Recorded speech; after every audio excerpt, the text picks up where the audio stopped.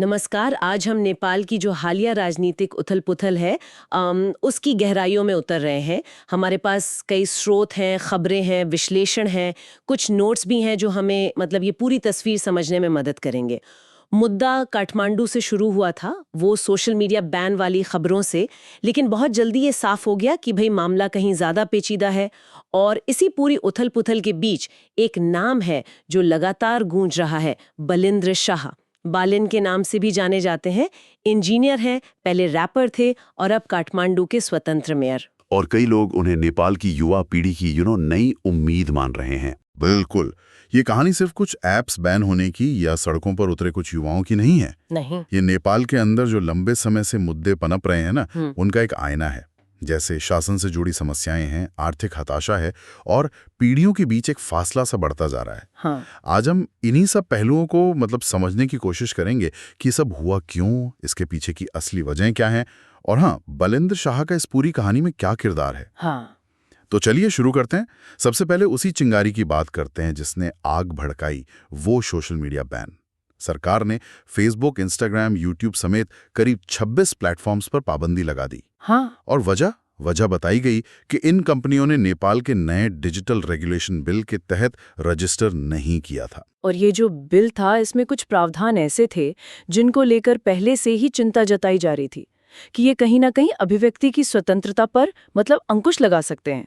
इसका सबसे ज्यादा असर पड़ा युवा पीढ़ी पर, खासकर वो 18 से 25 साल वाले, जिन्हें जेनजी कहते हैं। अच्छा। उनके लिए सोशल मीडिया सिर्फ टाइम पास नहीं है, वो अपनी बात रखते हैं, जुड़ते हैं, यहाँ तक कि राजनीतिक या सामाजिक मुद्दों पर सक्रिय भी होते हैं। सही बात है। तो जब ये बैन आया, उन्हें लगा कि ये सिर्फ कोई तकनीकी नियम नहीं है, बल्कि उनकी आवाज दबाने की कोशिश है, उनके डिजिटल स्पेस को कंट्रोल करने की कोशिश। ये सिर्फ एक ऐप बैन का मामला नहीं था, उससे कहीं ज्यादा गहरा था। हाँ बिल्कुल। लेकिन जैसा आपने कहा, गुस्सा तो पहले से ही था।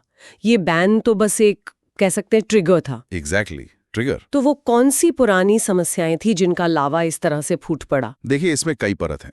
सबसे गहरी जड़ शायद वो है खराब शासन और भ्रष्टाचार।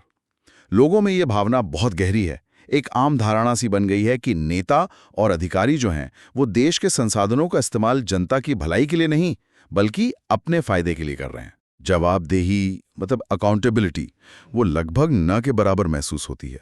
और फिर एयरबस डील जैसे कुछ बड़े घोटाले भी हुए हैं। हाँ, वो खबरों में थे। उससे इस धारणा को और बल मिला है।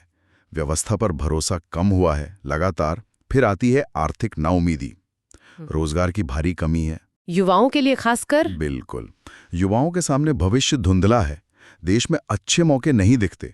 नतीजा क्या है?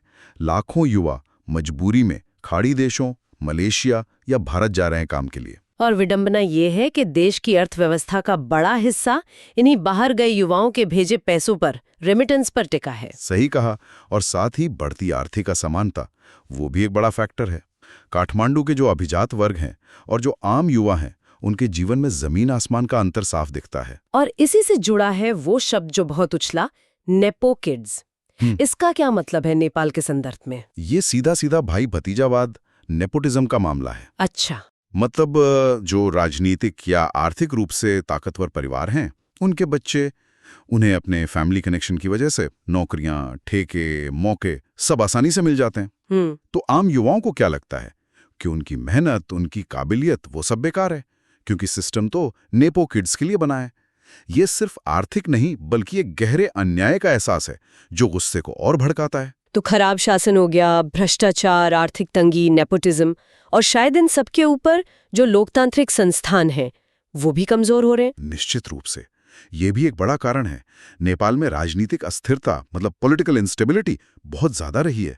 सोचिए, 2006 में राजशाही खत्म हुई, गणतंत्र बना, और तब से लेकर अब तक 1 दर्जन से ज्यादा प्रधानमंत्री आ जा चुके हैं। 1 दर्जन से ज्यादा? हाँ, सरकारें लगातार बदलती हैं, गठबंधन बनते टूटते हैं, राजनीतिक खींचतान हावी रहती है।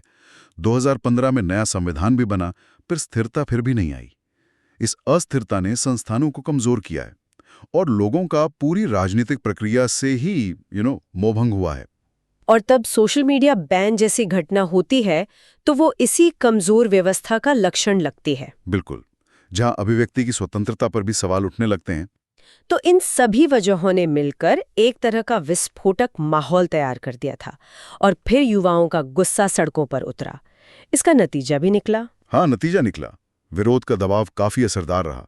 सरकार को पीछे हटना पड़ा। अच्छा। सोशल मीडिया बैन का फैसला वापस ले लिया गया, प्लेटफॉर्म्स दोबारा खुलने लगे और राजनीतिक तौर पर भी इसकी कीमत चुकानी पड़ी। तत्कालीन प्रधानमंत्री केपी शर्मा ओली और कुछ मंत्रियों को इस्तीफा देना पड़ा। और यहीं से कहानी ने एक दिलचस्प मोड़ लिया, है ना, कि विरोध सिर्फ सोशल मीडिया बैन तक ही सीमित नहीं रहे। की ओर मुड़ गई। वो सिर्फ ऐप्स अनब्लॉक नहीं करवाना चाहते थे, वो पूरी व्यवस्था में सुधार चाहते थे। हाँ, सरकारी कामकाज में पारदर्शिता, भ्रष्टाचार की जांच, नेताओं की जवाबदेही, युवाओं के लिए रोजगार के अवसर और देश में सही मायने में राजनीतिक सुधार। मतलब ये एक तरह से सिस्टम बदलने की लड़ाई बन गई है। और इसी बदलाव की मांग के बीच बलिंदर शाह यानी बालेन का नाम एकदम से उभर कर सामने आया। कौन है ये? इनका बैकग्राउंड बड़ा दिलचस्प बताया जाता है। इंजीनियर, रैपर, फिर मेयर, ये कैसे हुआ? हाँ, बलिंदर शाह का जन्म 1990 में काठमांडू में हुआ। पढ़ाई की बात करें तो पहले नेपाल से सिविल इंजीनियरिंग की, फिर भारत आए, यहाँ से स्ट्रक्चरल इंजीनियरिंग में मास्टर्स किया। अच्छा, भारत से पढ़े हैं। हाँ, लेकिन उनकी एक और पहचान थी जो राजनीति में आने से पहले की है। वो नेपाल के अंडरग्राउंड हिप हॉप सीन में एक जाने माने रैपर थे, बैलन नाम से। वाकई रैपर, ये तो काफी हटके प्रोफाइल है किसी नेता के लिए। रैप म्यूजिक और राजनीति का ये मेल। और शायद यही उनकी अपील का एक बड़ा कारण भी है। कहा जाता है कि उनके गानों में अक्सर सामाजिक असमानता, भ्रष्टाचार, मतलब सिस्टम पर सवाल उठाने वाले मुद्दे होते थे। तो इसी वजह से वो युवाओं से खासकर सीधे कनेक्ट कर पाए, उनकी भाषा में बात कर पाए। फिर 2022 में इन्होंने बड़ा कदम उठाया, काठमांडू के मेयर का चुनाव लड़ा, और वो भी किसी पार्टी से नहीं, एक स्वतंत्र उम्मीदवार के तौर पर। Independent candidate. हाँ, और उन्होंने बड़ी पार्टियों के जो स्थापित उम्मीदवार थे उन्हें हराकर शानदार जीत हासिल की, अच्छे मार्जिन से। तो लोग, खासकर युवा पीढ़ी जो पारंपरिक राजनीति से इतनी निराश दिख रही है, वो उनमें ऐसा क्या खास देख रही हैं? क्यों उन पे इतनी उम्मीदें टिकी हैं? देखिए, कई बातें। पहली तो है उनकी प्रामाणिकता, ऑथेंटिसिटी जिसे कहते हैं, और उनकी गैर पारंपरिक पृष्ठभूमि। उनका कोई पुराना राजनीतिक खानदान नहीं है, वो सिस्टम के बाहर से आए हैं, स्वतंत्र हैं। ये बात उन युवाओं को बहुत अपील करती है जो स्थापित पार्टियों और नेताओं से मतलब ऊब चुके हैं। उन्हें लगता है कि ये उनमें से नहीं बल्कि हमारे जैसे हैं। बिल्कुल, बिल्कुल। दूसरी बात, उनका संवाद का तरीका और सोशल मीडिया का इस्तेमाल। वो खुलकर बोलते हैं, सीधे सीधे भ्रष्टाचार पर उंगली उठाते हैं। उनका अंदाज बनावटी नहीं लगता, ज्यादा फॉर्मल नहीं है। हाँ, वो कनेक्ट कर पाते हैं। हाँ, सोशल मीडिया पर वो सक्रिय हैं और सीधे लोगों से जुड़ते हैं। वो उसी भाषा में बात कर रहे हैं जो जेन ज़ी समझती है, जिससे वो रिलेट कर पाती है। और यही सबसे महत्वपूर्ण पहलू है शायद, युवाओं का जबरदस्त समर्थन। इसे जेन ज़ी मूवमेंट भी कहा जा रहा है। बिल्कुल। ये पीढ़ी बदलाव चाहती है, पारदर्शिता चाहती है, जवाबदेही चाहती है। उन्हें बालिन में एक ऐसा नेता दिख रहा है जो शायद वाकई सिस्टम को चुनौती दे सके, जो उनकी आवाज बन सके। तो उम्मीदें बहुत ज्यादा हैं उनसे। मेयर से सीधे राष्ट्रीय पटल पर इतनी उम्मीद है, क्या ये उन्हें प्रधानमंत्री पद तक ले जा सकती हैं? लेकिन राह आसान तो बिल्कुल नहीं लगती। आसान बिल्कुल नहीं है। अगर वो राष्ट्रीय राजनीति में आते हैं और मान लीजिए प्रधानमंत्री पद तक पहुंचते भी हैं, तो चुनौतियां पहाड़ जैसी होंगी। पहली तो ये कि भाई राजनीतिक अनुभव की कमी। मेयर के तौर पर काठमांडू जैसे शहर का प्रशासन चलाना एक बात है, और पूरे देश की सरकार चलाना बिल्कुल अलग। बिल्कुल अलग। कैबिनेट संभालना, बड़ी पार्टियों से डील करना, विदेश नीति तय करना, ये सब बहुत अलग और कहीं ज्यादा जटिल काम है। सही है। दूसरी बड़ी चुनौती होगी नेपाल की गठबंधन राजनीति का दबाव। वहां अक्सर मिलीजुली सरकारें बनती हैं। अब बालन स्वतंत्र हैं, लेकिन सरकार चलाने के लिए तो उन्हें पार्टियों का समर्थन चाहिए होगा, जिसका मतलब है समझौते करना। हाँ, समझौते करना पड़ेगा। तो सवाल यह है कि क्या वो अपनी जो सुधारवादी छवि है उसे बनाए रखते हुए समझौते कर पाएंगे? और संसद में बहुमत जुटाना, वो भी एक बड़ी चुनौती होगी। और लोगों की उम्मीदें, उनका भारी बोझ भी तो होगा। उनसे तो शायद लोग रातों रात सब कुछ बदल देने की उम्मीद करेंगे। निश्चित रूप से ये शायद सबसे मुश्किल चुनौती हो सकती है। अपेक्षाओं का दबाव, प्रेशर ऑफ एक्सपेक्टेशंस। लोग उनसे तुरंत नतीजे चाहेंगे। भाई भ्रष्टाचार खत्म हो, रोजगार मिले, सुविधाएं बेहतर हों। और अगर ऐसा जल्दी नहीं हुआ तो जो युवा आज उनके सबसे बड़े समर्थक है ना, वही सबसे पहले निराश हो सकते हैं। बिल्कुल, वही सबसे पहले निराश हो सकते हैं। इनके अलावा जो संस्थागत बाधाएं वो भी हैं। नेपाल की नौकरशाही है, न्याय व्यवस्था है, संघीय ढांचा है। ये सब किसी भी नए नेता के लिए, खासकर एक आउटसाइडर के लिए चुनौती होते हैं। और हाँ, भारत और चीन जैसे बड़े पड़ोसियों के साथ रिश्तों में संतुलन साधना वो भी एक बेहद अहम और संवेदनशील काम है। ये देखना होगा कि उनका ये आउटसाइडर वाला स्टेटस इसमें मददगार होता है या बाधा बनता है। सही बात है। तो अगर बैलेन आगे बढ़ते हैं, राष्ट्रीय राजनीति में आते हैं, तो इन चुनौतियों से निपटने की उनकी क्या रणनीति हो सकती है? क्या सोचा जा सकता है? कुछ रास्ते सोचे जा सकते हैं। हो सकता है एक अंतरिम सरकार का विचार सामने आए जिसमें वो एक निष्पक्ष भूमिका निभाएं और तत्काल सुधारों पर ध्यान दें ताकि थोड़ी स्थिरता लाई जा सके।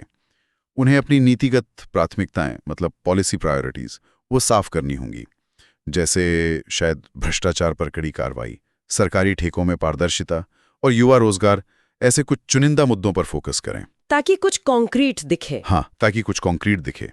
और मेयर के तौर पर जो उनका जमीनी स्तर पर जुड़ाव है वो उनकी ताकत है, उसे राष्ट्रीय स्तर पर कैसे भुनाना है ये सोचना होगा।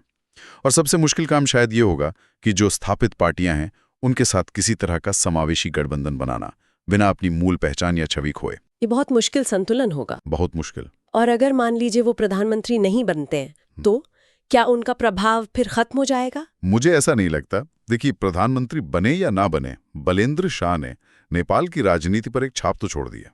उन्होंने दिखाया है कि पारंपरिक राजनीति का एक विकल्प संभव है, एक स्वतंत्र उम्मीदवार भी जीत सकता है, युवाओं का समर्थन हासिल कर सकता है। हाँ, ये तो है। उनकी सफलता ने जो पुरानी पार्टियां हैं उन्हें सोचने पर मजबूर किया है कि भाई युवाओं की आवाज, जनता की आवाज, उसे अब अनसुना नहीं किया जा सकता। तो अगर कोई और नेता आता भी है जो इन मांगों को नजरअंदाज करता है तो विरोध फिर से उभर सकते हैं।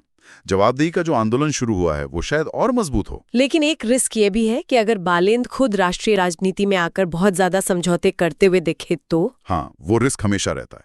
अगर ऐसा हुआ तो उनके अपनी छवि पर, उनकी क्रेडिबिलिटी पर असर पड़ सकता है। जो युवा उनसे उम्मीद लगाए बैठे हैं वो निराश हो सकते हैं। का संकेत हो सकता है। एक रैपर से इंजीनियर, फिर मेयर और अब एक राष्ट्रीय उम्मीद बनना, ये कहानी दिलचस्प तो है ही, अपने आप में बहुत महत्वपूर्ण भी है। उन्होंने लोगों में, खासकर युवाओं में, ये यकीन जगाया है कि शायद बदलाव मुमकिन है। लेकिन जैसा हमने पूरी चर्चा में देखा, डगर बहुत कठिन है। सत्ता के पुराने समीकरण हैं, व्यवस्था की अपनी जड़ता है और लोगों की उम्मीदें आसमान छू रही हैं। इन सब के बीच रास्ता निकालना, संतुलन साधना ये आसान नहीं होगा। असली परीक्षा तो अब शुरू होगी कि क्या बालेन या उनके जैसा कोई और नेता इन उम्मीदों पर खरा उतर पाएगा। और क्या नेपाल की राजनीति वाकई एक नए दौर में दाखिल होगी। बिल्कुल। और ये नेपाल के लोकतंत्र के लिए भी एक तरह की परीक्षा की घड़ी है कि क्या मौजूदा व्यवस्था अपनी युवा पीढ़ी की जो आकांक्षाएं हैं उन्हें जगह देने के लिए खुद को बदल पाएगी या नहीं। और यहाँ एक बड़ा सवाल भी उभरता है जो शायद सिर्फ नेपाल के लिए ही नहीं है।